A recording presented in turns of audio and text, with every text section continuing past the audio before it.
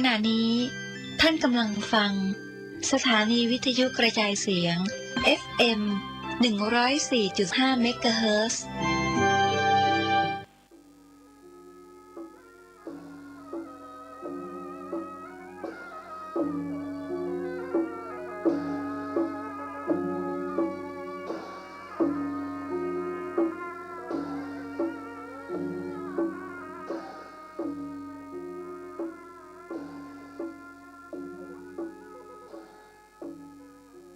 ขอความเจริญในธรรมและความผาสุกทางใจจงได้บังเกิดมีกับพ่อแม่พี่น้องท่านสาธุชนคนดีผู้เจริญในศีลผู้เจริญในธรรมทุกท่านพร้อมกันนี้เดือน6ขอยกมือ10 นิ้วกราบพระรัตนาเอาคุณพระแก้วเจ้าทั้ง3คุณศีลคุณตาลที่ได้กระทำปั้มเปงมาคุณพ่อคุณแม่คุณครูบาอาจารย์ผู้ประสิทธิ์ประสาทวิชาความรู้สิ่งศักดิ์สิทธิ์ทั้งหลายอันมีพระธาตุเจ้าดอยสุเทพและครูบาเจ้าศรีวิจัยดักคุณแห่งล้านนาไทยเป็นต้นขออาราธนาและเชิญชวนมาปกปักรักษาพ่อแม่พี่น้องพ่อหนานพ่อน้อยพ่ออุ้ยไม่อุ้ยพี่ป้านาอาศรัทธาสันนิบาตตานเข้าลูกเต้าหลานเลนทุกคนได้มีความสุขกายสุขใจที่มากล้าขึ้นมีโชคมีลาภเหมือนกันกุคนตลอดกาลนานขอเชิญชวนญาติโยมพ่อแม่พี่น้องทั้งหลายได้สดับรับฟังพระธรรมเทศนาเสียงก้องเสียงก้องเสียงมองต่ำเข้าเสียงตุเจ้าประกาศธรรมเป็นเสียงที่เป็นสิริมงคลกับพ่อแม่พี่น้องทั้งหลายก้องกองดังแสดงว่าคนเฮานั้นมีเข้าในหลองมีทองไว้ใจจะได้ทำบุญทำทานกับพระพุทธศาสนาก้องกองดังสนั่นปั่นปื้นเสียงมองต่ำเข้าแสดงว่าเข้ามีในหลองประอึบประยากประกันเสียงดังสนั่นปั่นปื้นเสียงตุเจ้าประกาศธรรมแสดงว่าบ้านเมืองอยู่ร่มเย็นเป็นสุขตุเจ้ายังปฏิบัติอยู่ในศีลกินอยู่ในธรรมอยู่ศรัทธานาบุญทั้งหลายก็ยังมีความสุขปานหวานใจอยู่ผีบอกว่า5บ่ลงถูกล่องกันดีอยู่มีโอกาสได้ฟังเทศน์ฟังธรรมเข้าวัดเข้าวาจำศีลภาวนาอยู่ยินดีกับพี่น้องทั้งหลายก่อนที่จะดำเนินรายการขอชวนพี่ชวนน้องทั้งหลายให้ไหว้พระไหว้พระธรรมไหว้พระสงฆ์คือเป็นสิริมงคลว่าโตยตุตุงอะระหังสัมมาสัมพุทโธภควาพุทธังภควันตังอภิวาเทมิกราบสวากขาโตภควตาธัมโมธัมมังนัมมัสสามิกราบสุปฏิปันโนภควโตสาวกสังโฆสังฆังนะมามิกราบอันตมัยยังพุทธัสสะภควโตปุพพะภะคะนะมะกะลังกะโลมาเสนะโมตัสสะภะคะวะโตอะระหะโตสัมมาสัมพุทธัสสะนะโมตัสสะภะคะวะโตอะระหะโตสัมมาสัมพุทธัสสะนะโมตัสสะภะคะวะโตอะระหะโตสัมมาสัมพุทธัสสะพุทธังสรณังคัจฉามิธัมมังสรณังคัจฉามิสังฆังสรณังคัจฉามิตุติยัมปิพุทธังสรณังคัจฉามิ ตุติยัมปิธัมมังสรณังคัจฉามิตุติยัมปิสังฆังสรณังคัจฉามิตติยัมปิพุทธังสรณังคัจฉามิตติยัมปิธัมมังสรณังคัจฉามิตติยัมปิสังฆังสรณังคัจฉามิอิติปิโสภะคะวาอะระหังสัมมาสัมพุทโธวิชชาจารณะสัมปันโนสุขโตโลกาภิทูอนุตตะโตปุริสาธัมมะสารทิสัทธาเทวมนุษย์สานังพุทโธภควาติสวากขาโตภควตาธัมโมสันติติโกอะกาลิโกเอหิปัสสิโกโอปนะจิโกปัจจัตตังเปติตัพโพวินโยหิติสุปฏิปันโนภควโตสาวกสังโฆปุจุปฏิปันโนภควโตสาวกสังโฆญาญาปฏิปันโนภควโตสาวกสังโฆสามิจิปฏิปันโนภควโตสาวกสังโฆญาติตังจัตตาลิปุริสายุคานิอัฏฐาปุริสาภุคลาเอสะภควโต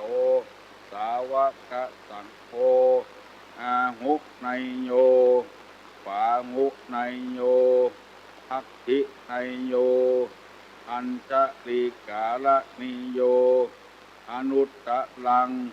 ปุญญเขตังโลกัสสาติกราบหนึ่งกราบสอง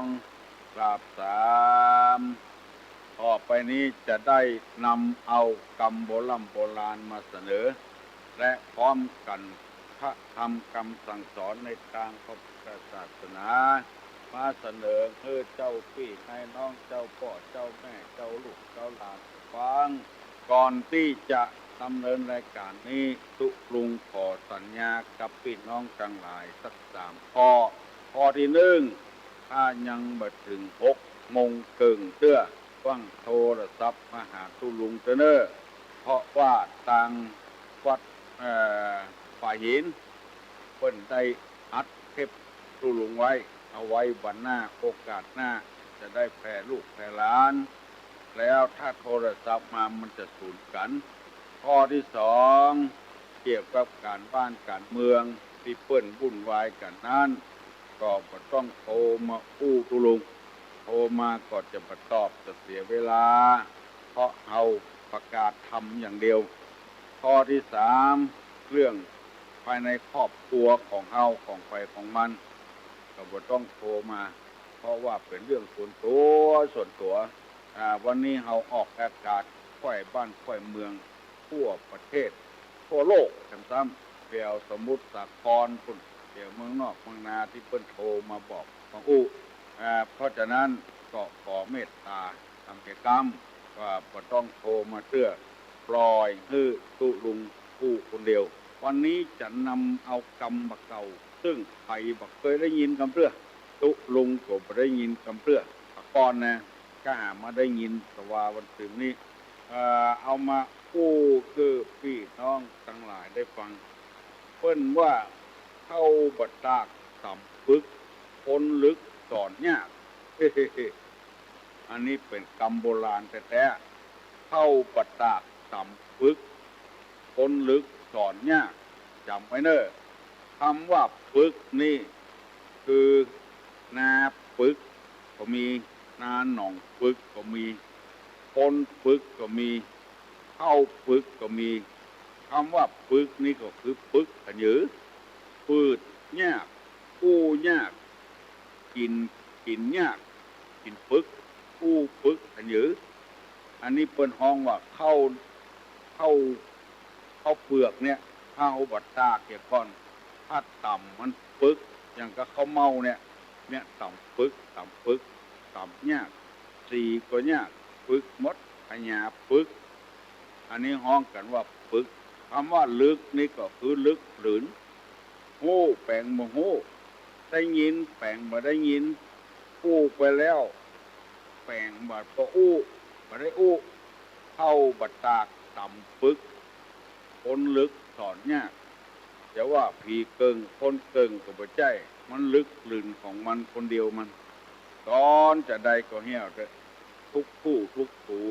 จบปฐมหกไปหัวไปนะอันนี้เข้าบัดตากต่ำปึกคนลึกสอนเนี่ยคนใดที่สอนง่ายๆนี่เพิ่นฮ้องว่าคนปัญญาดีคนสอนยากนี่คนลึกหลืนผู้บ่รู้เรื่องบ่เข้าใจดีก็บ่เอาให้ก็บ่เอาฮ้องกันว่าลึกหลืนพอจำไว้เน้อถ้าว่าเข้าบ่ตากจะไปต่ำเด้อตากนี่มันแห้งเหี่ยก่อนมันต่ำมันเปลือกมันออกป่วยเข้าบ่ตากฟังต่ำเด้อเอาตากได้หลายแดดเหี่ยก่อนคนลึกหลืนนี่บ่ถ้าสอนมันละจะเอาดีอย่างใดกับมันก็ถึงบ่ได้จะเอาหายกับมันก็บ่ได้เอาดีกับมันก็บ่ได้อันนี้เปิ้นฮ้องว่าเข้าบ่ตากต่ำปึกคนลึกสอนยากสอนฮื้อดีก็บ่เอาสอนฮื้อหายก็บ่เอาสักอย่างเนี่ยที่เขาว่าลึกอย่างนี้ลำเหลือไปอยู่วัดแถวบ้านใจละอ่อนลึกใจละอ่อนบดีนะลึกหลืนยูเข้าวัดคุณเห็นเลยหายอย่างนี้ลำเหลือไปอยู่วัดแถวบ้านหมาสวกเอาปล่อยวัดหมาขี้กะเอาไปปล่อยวัดหมาแม่ไปปล่อยวัดอันยังก็อันที่บดีเอาไปปล่อยวัดเพราะว่าตู้เจ้าบดีมาก็เล่าขวัญตู้เจ้าน่ะเมาะมันเป็นต้าไผก็เป็นต้าเขาเอาของบดีไปปล่อยวัดละอ่อนบดีก็ยูไปวัดอันนี้ปัญญามันดีเอาไว้เลี้ยงเหียอันนี้เป็นกรรมบักเก่านำมาเสนอพี่น้องทั้งหลายได้ฟังอันเขาก็สอนที่คนมีปัญญาดีนะคนที่มันฝึกมันลึกนะเขาก็สอนละปล่อยตามเรื่องตามราวมันอันนี้ได้นำเอากรรมบุนี้มาเสนอพี่น้องทั้งหลายวันนี้จะได้นำเอากรรมในทางพระพุทธศาสนามาเสนอคือพี่น้องทั้งหลายได้ฟังกันวันก่อนได้เปรียบว่าคนดีเหมือนกับน้ำหยุดนิ่งปักกระเพื่อมน้ำมีความเย็นเป็นปกติน้ำชำระสิ่งกระปกน้ำเป็นสิ่งที่มนุษย์และสัตว์ปรารถนาน้ำไม่มีสิ่งที่เป็นประโยชน์มาน้ำไม่นำสิ่งที่ไม่เป็นประโยชน์ให้แก่ใครๆอันนี้เป็นอันให้ส่งของน้ำได้อธิบายไปแล้วตะวานี่ได้เอาคำว่าคนดีๆเนี่ยเหมือนกับแผ่นดินหนึ่งใครๆจะเลี่ยรายของอันน่าพึงใจไม่พึงใจแผ่นดินก็ยังคงเป็นเช่นนั้นอยู่คือปฏิอกปฏิใจบัดเจอกเจใจแผ่นดินอย่างใดคนดีอย่างใดแผ่นดินเป็นอย่างนั้นสองแผ่นดินนี้ปราศจากการประดับตกแต่งเป็นของมันคนเดียวนอกจากคนจะแต่งจะแปลงเขาคนเดียวสามคนดีนี่เหมือนแผ่นดินบ่มีจ้องบ่มีหูบ่มีโพรงคนดีนี่ก็บ่มีภัยติสินนินตาเต้าหน้าจากฝันสี่แผ่นดินทรงไว้ซึ่งสรรพสิ่งต่างๆมีจะใดก็อยู่อย่างนั้นเป็นบ้านเป็นเรือนเป็นบ้านเป็นเมืองก็อยู่บนดินทั้งนั้นห้าแผ่นดินเลิกล้างจากความยินดียินร้ายและความเบียดเบียนสัตว์และคนต้นคนดีก็เลิกล้างจากการเบียดเบียนคนอื่นสัตว์อื่นเพราะฉะนั้นการที่ไปเบียดเบียนคนอื่นไล่คนอื่นจะชื่อว่าเป็นคนดีนั้นมันเป็นไปไม่ได้วันนี้จะนำเอาคำว่าคนดีนี่เหมือนกับน้ำมหาสมุทรคนดีนี่นะเหมือนกับน้ำมหาสมุทรน้ำมหาสมุทรนี่ก็คือน้ำทะเลคนดีนี่เปรียบเหมือนน้ำทะเลคือฟัง ใครจำได้ก็จำไว้เนอะหนึ่งทะเลนี่ก็ปะปนด้วยซากศพทะเลนี่นะก็มีซากศพอยู่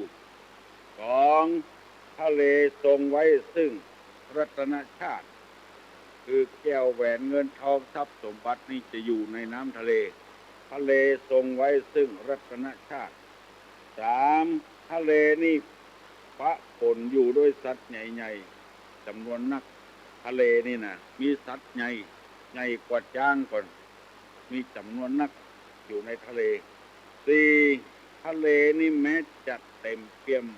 ไปด้วยน้ำจากแหล่งต่างๆแต่ก็บอกเกิน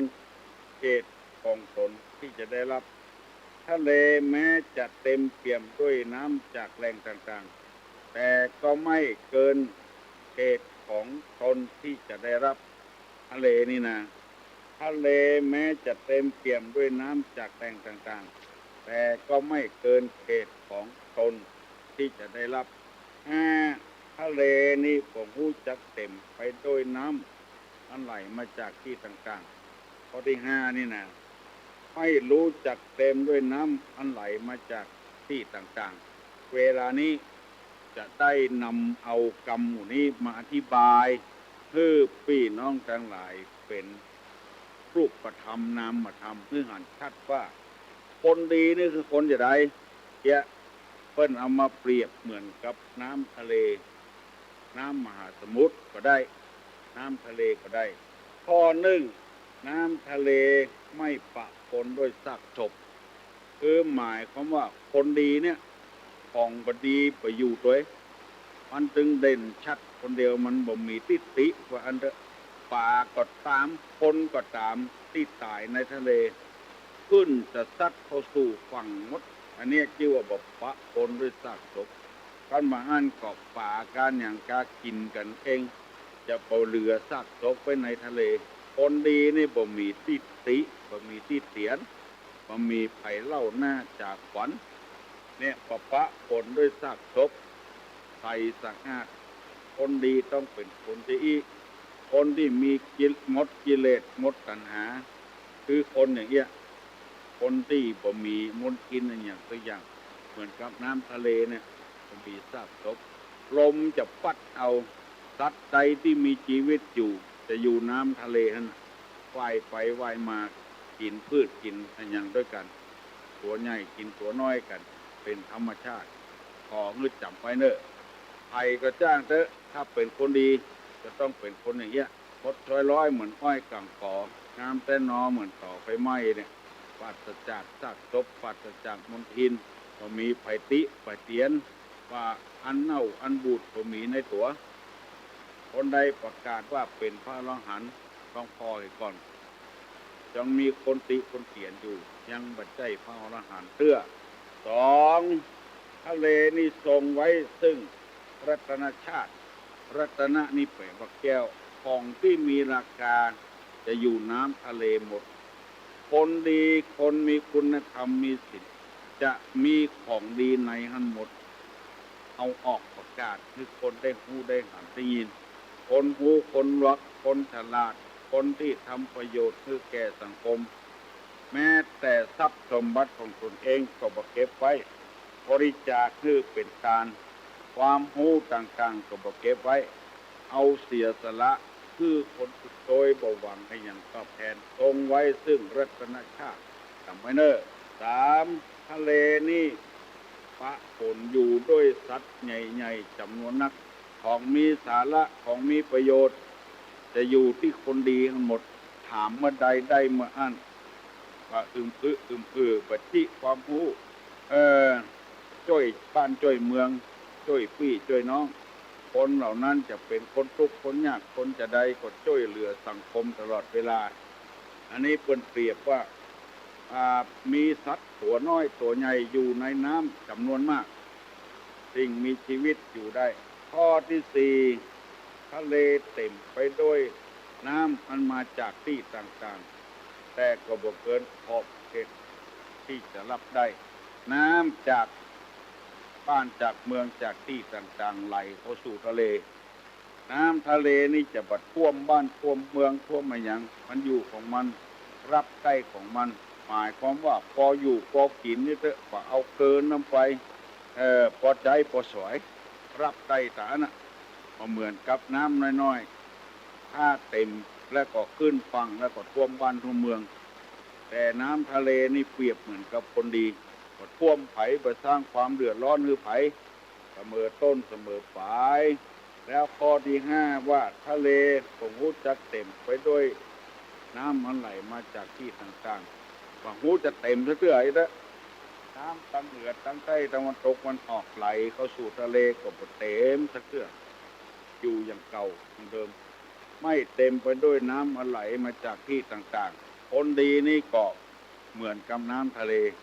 ว่าท่วมบ้านท่วมเมืองว่าสร้างความเดือดร้อนให้แก่สังคมให้แก่ตนเองให้แก่ลูกแก่เมียให้แก่ไผ่สะกลแก่วัดแก่วาแก่บ้านแก่จองอยู่วัดตั้งแต่น้อยถึงเท่าถึงแก่ก็มาสร้างความเดือดร้อนให้ไผ่นอกจากคนอื่นมาจิมาเจาะมาสร้างความเดือดร้อนต่างนั้นอยู่ของเปิ้นว่าโลภว่าอำว่าคิดที่จะเอาไปสร้างบ้านสร้างจองสร้างหอสร้างเรือนสร้างที่อยู่ที่กินอย่างอยู่กับวัดกับวาอย่างนั้นแต่บ้านกากำนันกาไอ้อย่างกับหัวหน้าคนต่างๆนี่เหมือนกับน้ำทะเลนะคนใดดีโอ้โหจะเต็มไปด้วยน้ำไหลมาจากที่ต่างๆก็เต็มตะเกียอยู่อย่างเก่าอย่างเดิมก็ล้นก็เต็ม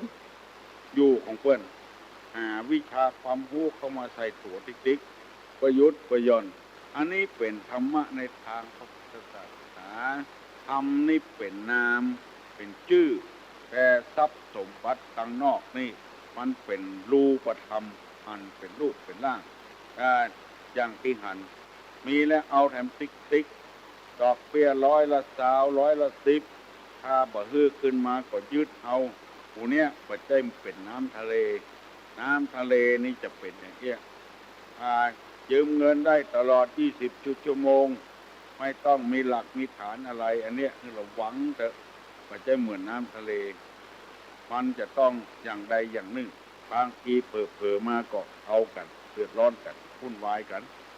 และแถมอย่างหนึ่งใครใครหูว่าคนดีคือคนจะใดคนดีก็คือพระอรหันต์ต่างๆในศาสนาเฮานี่มีพระพุทธเจ้าเป็นพระอรหันต์หมดกิเลสหมดความเศร้าหมองบ่โลภบ่โกรธบ่หลงบ่อิจฉาตาร้อนบ่มีพรรคบ่มีพวกบ่ห้ามบ่ปรามอย่างไผบ่บังคับอย่างไผอยู่อย่างเสรีภาพแต่ว่าขอคือปฏิบัติตามหลักศีลหลักธรรมอันใดที่มันบ่ดีเด้อก็บ่ได้ห้าม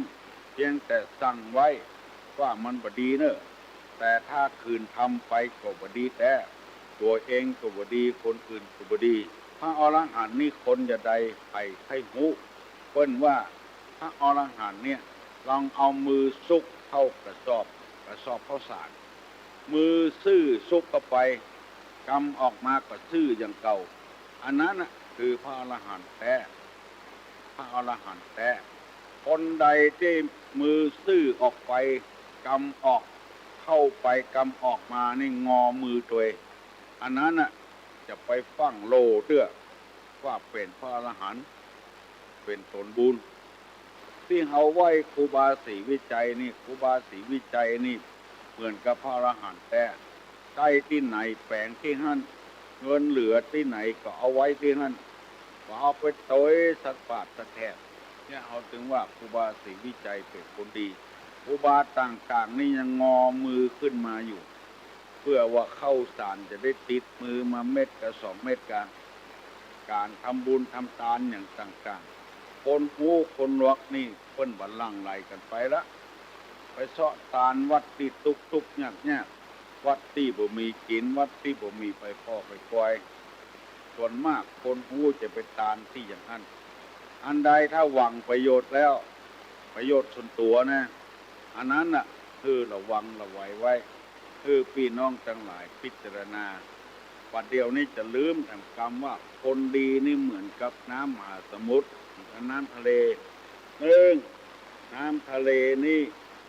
ปะฝนด้วยซากศพ ราะว่าศพคนศพปูศพปลาศพอะไรอย่างที่ตายในทะเลขึ้นจะพัดขึ้นฝั่งหมด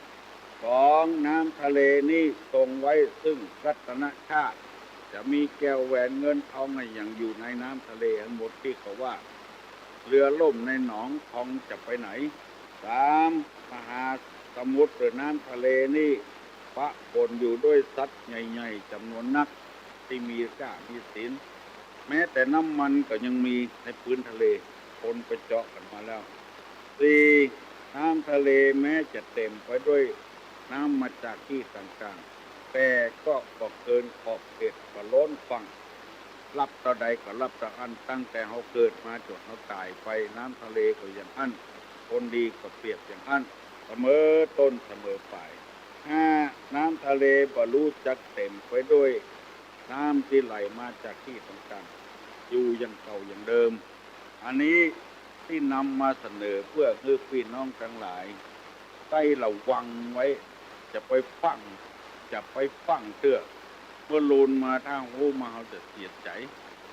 อยู่ไปตามน้ำทำไปตามตัวน้ำเพียงใจดอกเพียงอันฟังเตื้อ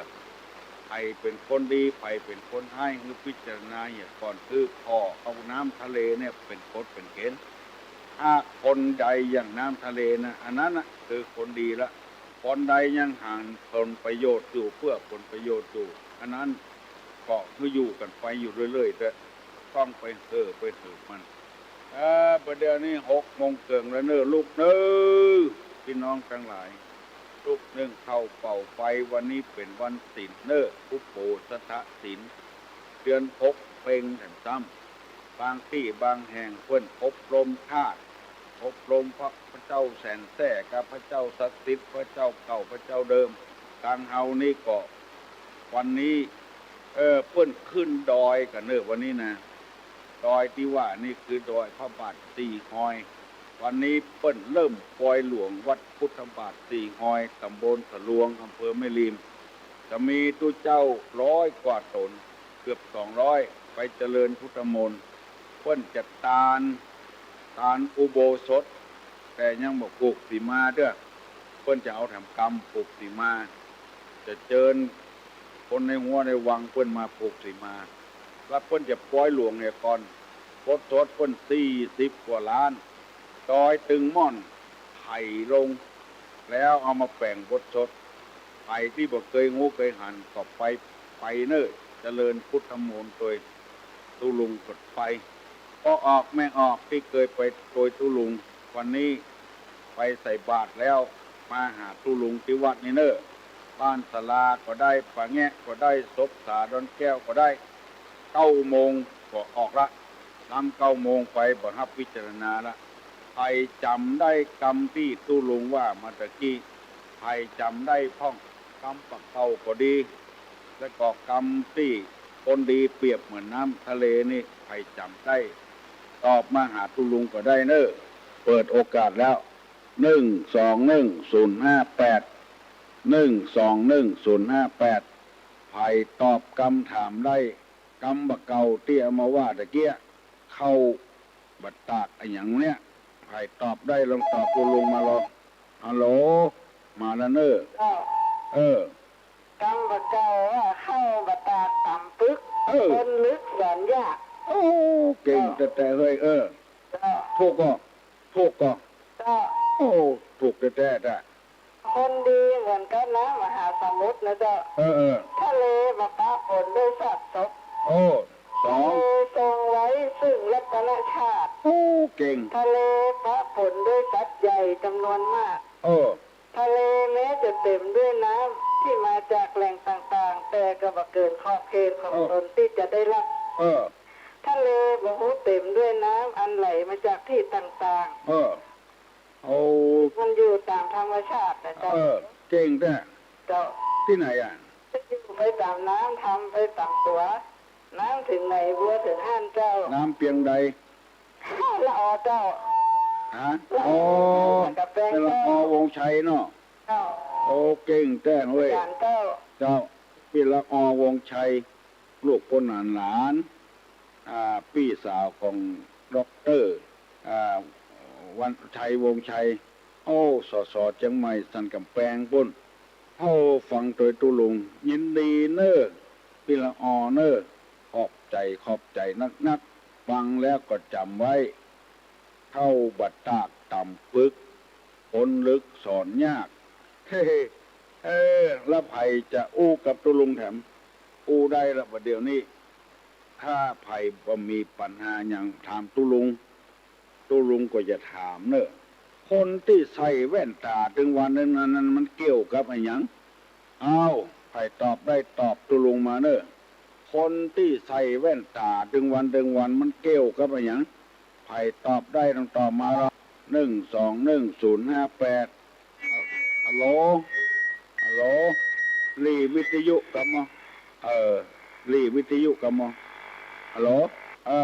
คนที่ใส่แว่นตาถึงวันมันเกี่ยวกับอะไรหยังตอบมาเหรอ1211058บรรลุกันเด้อกันหานักวิ่งไงน้องพิมพ์น้องป๊อปน้องบิวน้องอามฮัลโหลลูกแล้วกะกราบนมัสการเจ้าตุลุงตอบตุลุงกะเจ้าตอบว่าจะได้เกี่ยวกับหูเจ้าเก่งโอ้ยฮะเก่งเจ้าเด้อเจ้าที่ไหนฮะเสาหินน้องหอยเจ้าเสาหินน้องหอยเนาะเจ้าไปพระบาทสีหอยก่อนวันนี้ไม่ได้ไปกะไปได้ไปเจ้าตุลุงอยากให้ไปเหมือนกันตุลุงบอกตะกี้อ่ะวันหน้าก็มีเนอะเจ้าคนถึงมีอยู่วันหน้าก็มีวันหน้าจะไปแอลหาตุลุงจวนปีแหมคนนึงแล้วเปิ้นฟังกันจัดนักโอ้บอกเสาหินนะเจ้าแล้วปีคนนั้นที่เปิ้นจังถามคำถามตุลุงที่เปิ้นเป็นธรรมะน่ะเจ้าจวนกันแล้วว่าจะไปแอลหาตุลุงอันนี้หนูแหมคนนึงแล้วปีแหมคนนึงเปิ้นเก่งกว่าเปิ้นเก่งธรรมะกว่าวันจันทร์วันพุธวันศุกร์มาทำมาเนอะวันจันทร์วันการวันจันทร์วันพุธวันศุกร์วันศุกร์เจ้าตุลุงไปหงยาถึงวันเจ้าจันทร์พุธศุกร์เลยนะเจ้าวันอื่นนี่โทรมาก็ได้เจ้าไปที่อัน12122วันโทรมาให้ก่อนเจ้ายินดีเนอะกับนมัสการเจ้าคนใส่แว่นตาเกี่ยวกับหูเอาขอมันเกี่ยวกับหูตอนมันมีหูก็มันจะหลุดออกยินดีเนอะฮัลโหลสวัสดีครับจะถามคำถามครับแหละถามว่าอย่างไรแมวอะไรอย่างอยู่ในดินแมวอะไรอย่างแมวอะไรอย่างอยู่ในดินครับแมวอะไรอย่างอยู่ในดินครับถามพระทายาทโยมถามคนอื่นเนาะครับผมที่ไหนฮะไฟหินครับไฟหินครับแมวอะไรอย่างอยู่ในดินเนาะครับสวัสดีครับเอาใครตอบได้ตอบเนอะ1211058แมวอะไรอย่างอยู่ในดินฮัลโหลขอนมัสการเจ้าน้องป๊อบเนาะจ้าแมวกันเจ้าแมวกันมันแก้วแมวกันเนาะมันแก้วจ้าไฟหินละอ่อนนะน้องป๊อบตอบแล้วเนอะว่าแมวกันมันแก้วถูกต้องละตุลุงก็ว่าถูกตุลุงก็ว่าแมวลีนะแมวลีก็มีแล้วนะฮัลโหลครับดูแล้วครับลุงแมวกันนะครับแมวมีแล้วก็แม่นเนาะครับมีแล้วแม่ก็แมวลีเนาะครับลีอยู่ในดินบุญจะถามน้องป๊อบกำตุลุงถามน้องป๊อบว่าไงป่าอันอย่างบินได้ครับป่าอย่างบินได้ครับป่าอย่างบินได้เนาะครับผมใครตอบก็ได้น้องป๊อบก็ได้ใครก็ได้ป่าอย่างบินได้ฮัลโหลไฟฟ้าเจ้าตุ๊กเจ้าดอนตันค่ะเสียงตึ้งม่วนเด้อเปิ้นขอบคุณนึงตั้งตื่นมาเริ่มชมมันนะตอบปัญหากะปากีสถานอะไรปากีสถานอะไรเป็นเครื่องบินนะคะปากีสถานออนไลน์เครื่องบินเนาะถาม เด็ก ถามต่อ ๆเจ้า ถามว่าใหญ่ ถามต่อละอ่อนว่าเจ้าเท่เป็นหลานของไผ่ อันยังก็ เจ้าเท่เป็นหลานของไผ่เจ้า จระเข้ อันนี้ก้อนหนึ่ง ข้อหนึ่ง ก้อนหนึ่งเนาะ จระเข้ เจ้าเท่เป็นหลานของไผ่ จระเข้เป็นหลานไผ เอา จระเข้เนี่ย เอา เออ เป็นหลานไผ่แล้วก็ เออ แถมข้อหนึ่งโรคอะไรอย่างถูกที่สุด อันยังก็ โรคอะไรอย่างโรคอะค่ะโรคภัยไข้เจ็บเนี่ยค่ะ โรคอันยังถูกที่สุด เอา เออ รับโรคไตอย่างนี้ เออโรคภัยไข้เจ็บเนี่ย ภัยไข้เจ็บแต่โรคอะไรอย่างถูกที่สุด ถูกที่สุด เอา ยินดีเนอะ ได้เจ้า ยินดีเนอะเอาจระเข้เป็นหลานของใคร โรคอะไรถูกที่สุด ไปตอบได้ตอบมาเนอะถ้าถ่ายตอบมาได้จะอู้อย่างกระตุลงก็อู้มาเนอะปล่อยไปแต้วๆแล้วสถาบันศาลามาเต็มวัดละฮัลโหล พี่ครับ รอน้องอามเหรอ ครับ น้องอามตอบว่าอย่างไร เราว่าจะละให้เป็นหลานของชาละวันก็ จระเข้เป็นหลานชาละวัน ครับ แล้วก็อะไรอย่างก็ แล้วก็ข้อสอบที่ตอบมาได้ด้วยครับ เพื่อถามว่าได้ไกลเกี้ยลืมไปละ ครับ โรคอะไรถูกที่สุด มาได้เนาะ ได้ครับ จระเข้เป็นหลานชาละวัน ครับ ยินดีนะน้องเนอะ ครับ น้องอามตอบมาว่าจระเข้เป็นหลานชาละวัน โรคอะไรถูกที่สุดยังตอบมาได้เตื้อฮัลโหล ฮัลโหลเจ้า ปาตะแก้ละปูนเลยเจ้า โอ้บ้านปะแก เจ้า ตะปูน ห้องปาตะแก้ ตำบล ตำบลหิมปิง ตำบลหิมปิงน่ะเนาะ อำเภอเมืองจังหวัดละปูน อำ เจ้า เภอเมืองอ่ะ เจ้า โอ้ไก่เนาะ เขากล่าวว่าโรคระบาดถูกที่สุด โรคระบาดเนี่ย เจ้า เนาะ โรคระบาดเนาะไม่ถูกเนาะ ทุกกะโรคระบาด เจ้าแล้วคำโยบัดเฮาว่าทำอย่างเจ้า ว่ายัง ว่าเข่าบัตตากำนิ้วลูกคุณเดียวมีลูกคุณเดียวสอนอยากอีกว่าเจ้า แล้วของดูลุงว่าเข้าบัตรตาจำปึกคนลึกสอนยาก อันคำโยขึ้นว่าเข่าบัตตากำนิ้วมีลูกคุณเดียวสอนอยากอีกว่า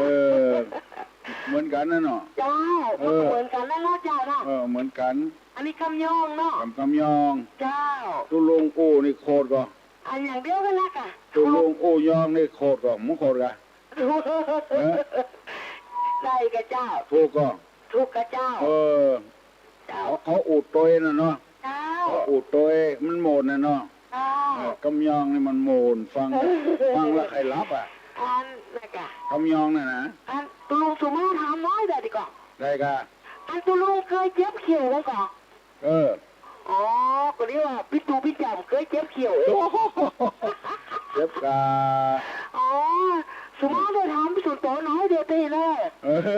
ขอบคุณนะเจ้าภาษาเจ้า ปากแกเนาะ เจ้า ยินดีเนอะ ก็ว่าตุลุงเคยเจ็บเขียวพี่ก็เคยเหมือนกันแก โอ้เคยกา เจ้า อันยังมันออกมามันเจ็บหมดอ่ะ อ๋อ ขาออกมาก็เจ็บหูออกมาก็เจ็บหมดอ่ะ น่ากล้าข้าเจ้าก็ทานอิ่มได้ขอบคุณนะเจ้า อันยังมันเกิด เจ้า อันยังถ้ามันเกิดมามันก็เจ็บหมดอ่ะ อ๋อ เจ้า นิ้วมือเกิดมาก็เจ็บ น่ากล้า ถ้าหมอมีมันก็บ่เจ็บมากอ่ะ ก็เคยเจ็บหลังเจ็บแอวก่อน โอ้เข้าห้องยานี่ก็กับแอวน่ะกะ อันกันก็เรียกว่าเคยเจ็บเอ๊ะ โอ้นั่งไหนมันได้ คน ยิน เราถ้าแก่สูงอายุมันยังมาเจ็บต้องก็เสียงเนาะ เจ็บบ่เซ็ก แต่ลูกก็โอ้ยนักยางก็โอ้ยนางก็โอ้ยเลยกัน แข้งก็เจ็บขาก็เจ็บบ่ อ๋อ ยินดีเนอะ เดี๋ยวมียาแผนโบราณเคยเจ็บเลยสักปี แผ่นยังก็เจ็บหมดอ่ะ เจ้าวันษานะเจ้า หมอก็ยังเจ็บอยู่ น่ากัน นายแพทย์ก็ยังเจ็บอยู่ บุญรักษาเนอะ เจ้า ถามเจ็บแอวเจ็บเข่วเจ็บหูเจ็บตาเจ็บหมดอ่ะอยู่มใดอ่ะยังมันเกิดมามันก็เจ็บหมดเกิดแก่เจ็บตายโอ้ฮัลโหล มาสการครับ มันใจยองอ่ะ น้องครับเวียงกับเป้า เวงเป่า ครับผม ย ฟังกำมาเก่าที่ตุลุงว่าตะกี้กำได้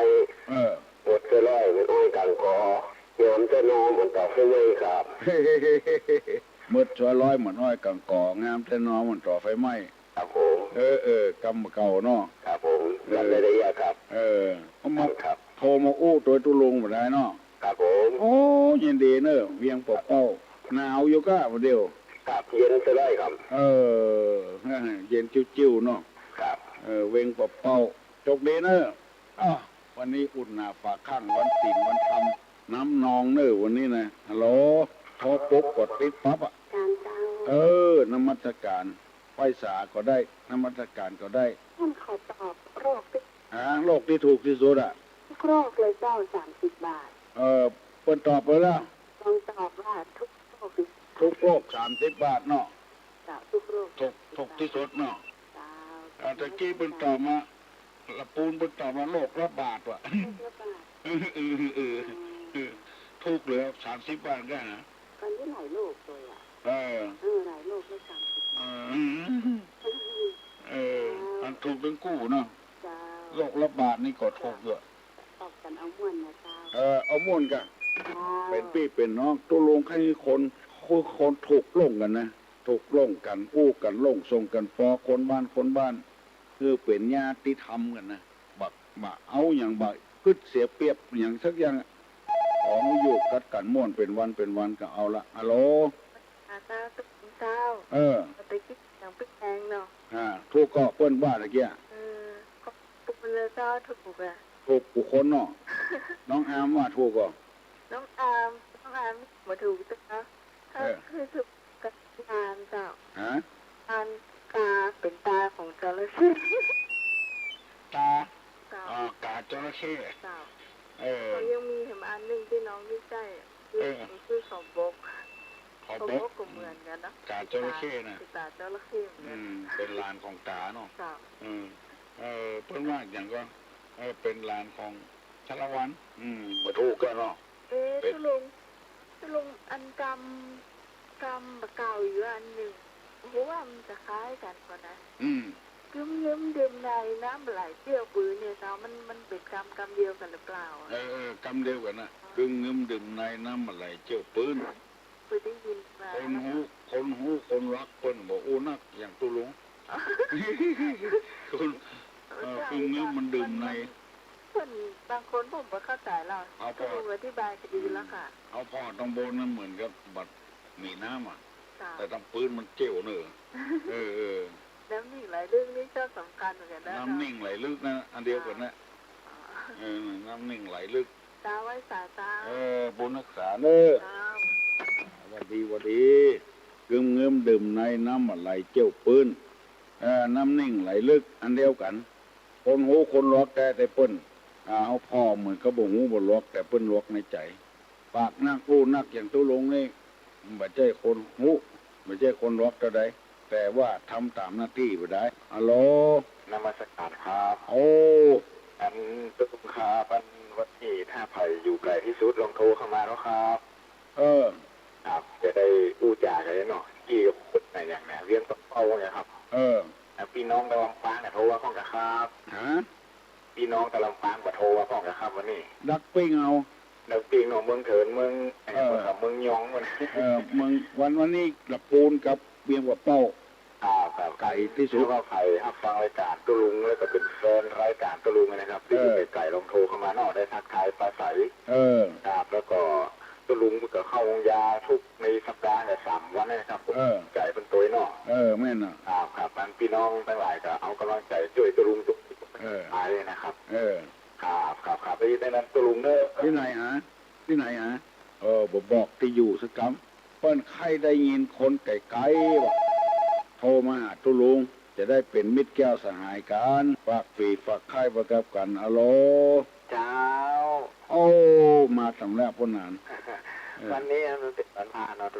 วันศีลเนาะเป็นวันพระวันศีลใหญ่โดยเดือน6เป็งเนาะอันญาติตายายลูกหลานก็ไปวัดกันแต่ได้เจ้าอีก็ดีละฟังตั้งแต่เจ้าพอใจละก็เป็นพุทธเป็นวันเป็นการไปเหรอ วิทย์ไปเปิ่นจะไปวัดไปวากันก็ดีละเปิ่นไปวัดไปวาโอ้ตัวลุงความรู้หรอเอาคนมีความรู้นั่นน่าจะความไม่หมดละมันก็ไม่ได้มามาชาวบ้านเดือดร้อนละอันนี้เนี่ยตัวลุงหาเนี่ยโอ้ดีอกติดใจเอาแต่เอามีความรู้อย่างเอามาได้จบมาหาพวกนี้เนี่ยยังแต่เขายังเอาทางธรรมะธรรมโอเนี่ยมาหากันเราปิ่นเรียกว่าเป้ากันยังว่ามาอยู่มาอยู่เนาะอันนี้ดีใจแต่เลยทำเงินทุกเนี่ยอายุมันอายุยืนโอ้ใจดีลูกใจดีใจพี่น้องเชิญมาหากันยังทุกป่านคีเนาะคือความหักกันแป้งกันมีความสามัคคีกันเพราะอยู่ที่ไหนก็จะได้มาหากันกันไปหากันเนี่ยอย่างว่าพอมาเอาปนานชุบให้มันดีใจแต่ว่าอย่างถวายอีบีนี่ก็ถามมาโอ้เนาะเขาว่าเพิ่งถามมา2-3 คนกันเนอะกันตัวลงออกเขาไปเขาก็โทรมาละเขาก็โทรมาละก็ได้โทรไปหาท่านคำถวายนี่โทร2 ข้าง 3 ครั้งเงินบุกประตันเขาถามมาเบอร์ปนหนาหนูประคตันเขาถวายเลยนะโทรละเอาละอย่างอีกวันนี้นี่เอากันถึงว่าเปิดถึงไปว่าแต่ว่าเป็นวันพระเป็นวันพระใหญ่เนาะวันพระใหญ่คนที่มันหุ่มมันดึงไปกันขณะผมก็กำลังกันไหว้พระสวดมนต์อยู่กำเนิดก่อนก็หันไปมามากับงอมก็งอมวันนี้เนาะบ่งอมวันนี้กันที่เพื่อจะไปว่าพระบาททำอะไรจ้ะพระบาทสีห้อยน่ะเป็นฉลองไหว้สาธุลงนะบุญรักษาในบนหานบนหานก็ออกรายการอย่างเก่านั่น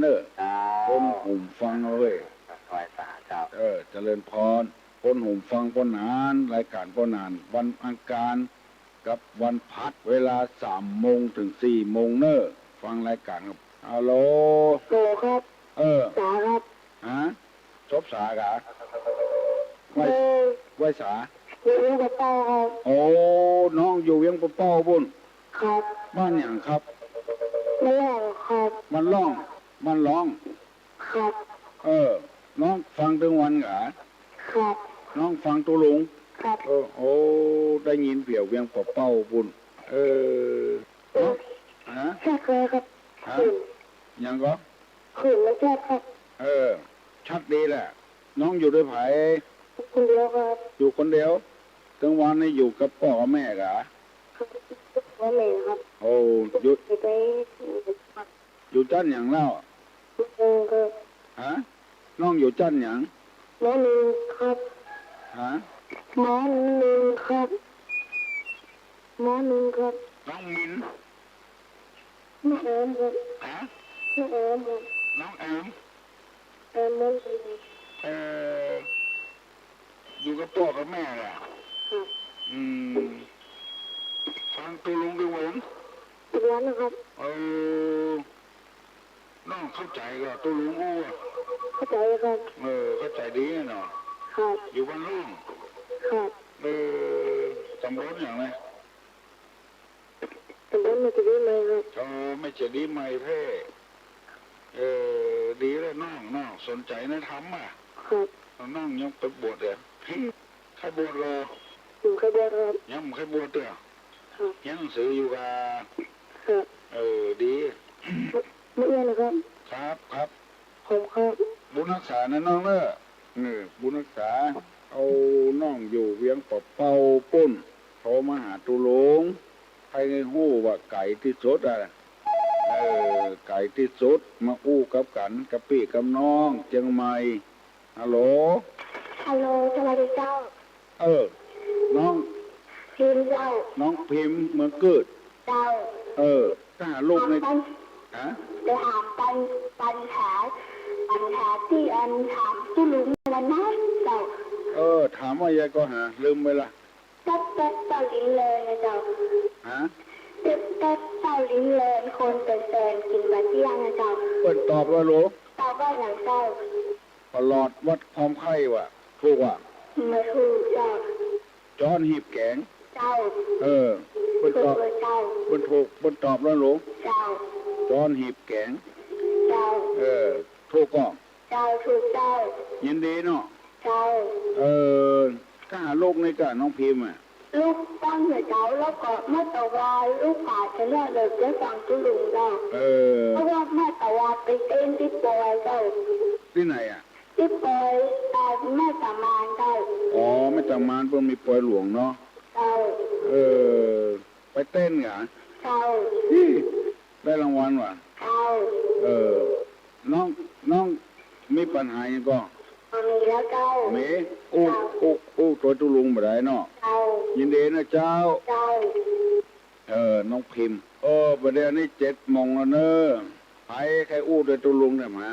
ไก่ที่สุดใครอู้แถมเอามันรูดไปเห็นละโคตรมันทำไมอ่ะมันรูดไปเห็นละ121053558เฮ้ขอโทษ1210558ฮัลโหล เจ้า ไก่ก็ เจ้า อยู่ไก่ก็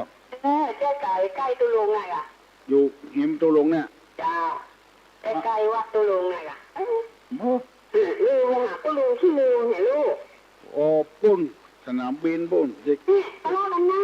ฮะ เอาสนามบินนะ ไม่สาหลวงแกง ไม่ได้โทรมา กระด้างฮะ ไม่ได้โทรมาหลายวันตุลุงลืมแล้วหันก็หา เมาอุ่นแกงกระด้างนะกะ น่ะ ไปวัดบอกว่านี่ ตุลุง เจ้า ไปแบบได้ประตูตุลุงอ่ะ อันกะ เอาหันที่เมารถอ่ะตุลุง คิมเมารถบ่ทับไป เจ้า ไปเติกป่นเห็นบ่ได้ ไป2 เตือแล้วตุลุง ไปแล้วกะ เจ้า เมารถก็ ใครเมารถต้องกินยาตุลุง กินยาแก้เมาไว้ก่อน เจ้า มันโกงไปโกงมาได้ เจ้า โกงขึ้นดอยพระบาทสีหอยมีกี่โกงหะ ฮะ โกงขึ้นดอยขึ้นพระบาทสีหอยมีกี่โกง อ๋อโอ้โหลืมแล้วตุลุง ปเริ่มยัยมี2 โกงเลยกะ 2 โกงอ่ะตุ โก ลุง งซ้ายโกงขวา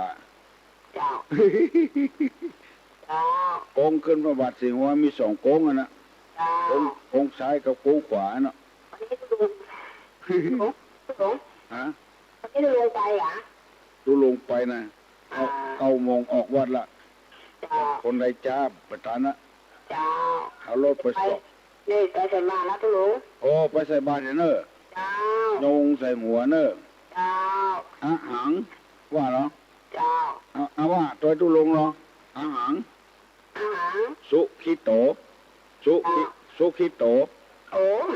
สุขิโต เจ้า ว่าเหรอ เจ้า สุขิโตว่าเหรอ เขาว่าไปตุลุงนะหนู โหมิ โอ้มี อาหังสุขิโตโหมิ อาหารสุกิโตโอ้มี ว่าอย่างเงี้ย เจ้า โยงใส่หัวแล้วก็ใส่บาทเนอะ เจ้า อาหังสุขิโตโหมิอาหังสุขิโตโหมิเนอะ เจ้า วันนี้สอนเนอะยินดีก็ เจ้ายินดีตุลุงนะเจ้า อาหังสุขิโตโหมิเนอะ เจ้าเจ้าเจ้า คือจำไว้ใส่บาท เจ้า จะเป็นข้าวติ๊บน้ำติ๊บวันหน้าเนาะ เจ้าเจ้าเจ้า ยินดีเนอะโทรมาหาตุลุงนะ เจ้าเจ้าไปตุลุงลืมไงล่ะตุลุง น่ากาย เจ้า ตึมมาลายหรอก เจ้า อุ่นเห็นเนอะแกงกระด้างนะ เจ้าเจ้าไว้เนอะ อุ่นเหี้ย เจ้าเอาลูกปวดแล้วเจ้าตุลุงเจ้า เจ้าตกดีของพี่น้องลูกเต้าหลานเลนวงศาคณญาติพอออกไม่ออกพอหนานพอน้อยปีพานาอาพ่อแม่อยู่ดีมีสุขอายุมันขวัญยืนเนอหิมากาขึ้นขอบุญที่ได้ทำมาปกปักรักษากุคนเนอยกมือไหวเนอจะปั่นปอนเนอสัพปีติโยวิวัตชันตุสัพพะโรโกวินัสสตุมาเตภวะตวนตารายโยสุขีติคายุโกภวะอภิวาตนาสิริสนิจังพุทธาปจายิโนจัตตาโลธรรมาวัฏันติอายุวันโนสุขังปะลัง